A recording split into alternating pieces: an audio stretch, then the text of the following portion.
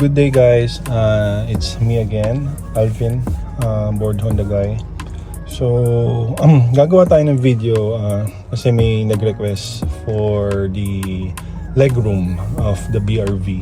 So, sa dati kong video, sinabi ko na yung legroom ni BRV is more than enough for me. I'm 5'11" in height, so medyo mahabang So para sa akin, yung seating capacity, seating space ni BRV is solid. Yun. So let me demonstrate. This is my seating position as a 5'11" 5'11" guy. So may tumatama but sakto lang sa akin. Pwede naman natin i-atras ng isang yan. Ito maluwag na talaga, hindi na tumatama. So yun. So 5'11", okay. So punta tayo sa kabila. Di ko i-adjust tong upuan na to para makita nyo rin.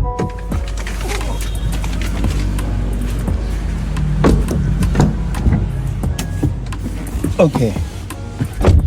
So this one is my 5'11" driving position, driving seat space.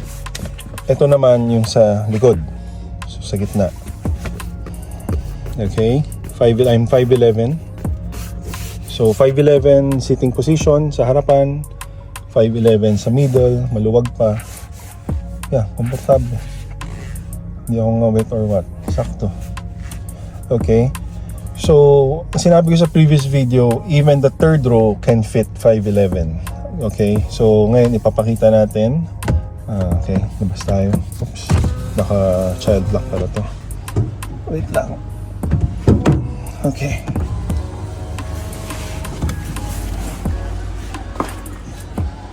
So 5'11" position. Yakit ko to. Hindi ko na isasara ang pinto. Baka ma-child lock tayo. Ayan. Oops, sorry.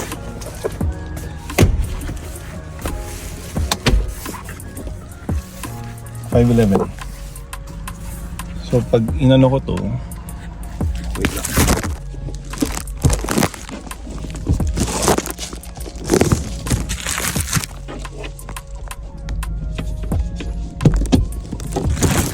Here 5'11". So na re-retract pa tong upuan natin sa likod. Ayan 5'11". Although tumatama, but I can sit comfortably compared to the Fortuners na nakaganito ka na, diba? So yun, so malaki ang seating capacity, fair enough. So yung kina-claim ng BRV is 7-seater. Yan, 7-seater is okay naman.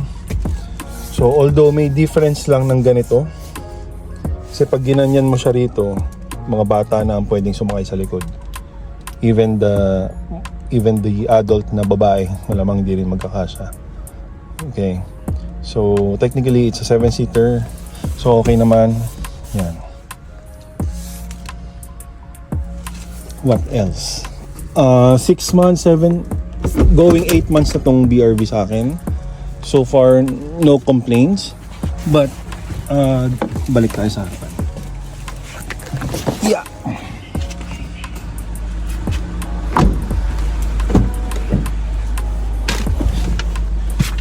Ang ano ko lang is some of the BRVs na ano na to sa group may mga range ng other BRVs ay umabot ng 500. Hindi to. So in one full tank they can run 520 kilometers sa ibang tao. But sa akin umabot lang siya ng 320 or 340 something. So I don't know, parang ang layo kasi ng difference nun. And siguro sa gamit din ng kotse, yung nagpa 500 malamang nag-long drive or what. And yung mga nasa 300 range is city driving lang. So kumbaga yung kotse nyo is hindi pa na-exercise, di pa batak. Ayun. So I don't know kung ano yung ano dun, yung explanation dun. Hopefully someone can comment or discuss it. on this video below.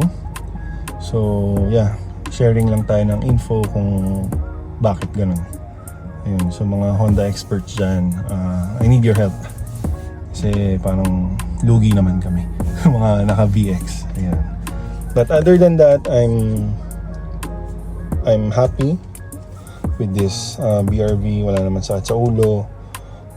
Matipid sa matipid. And yeah, yun lang naman ang update ngayon. And mapunta naman tayo sa motor. So I got a Honda PCX. So siguro gawa natin ng video next time yan. So yun lang. Thank you guys for watching. It's a short vlog lang, just an update. Ayun. Let me know kung ano pa yung mga gusto nyong malaman sa BRV. So gawa natin ng video yan. Okay? See you guys on the road. Bye.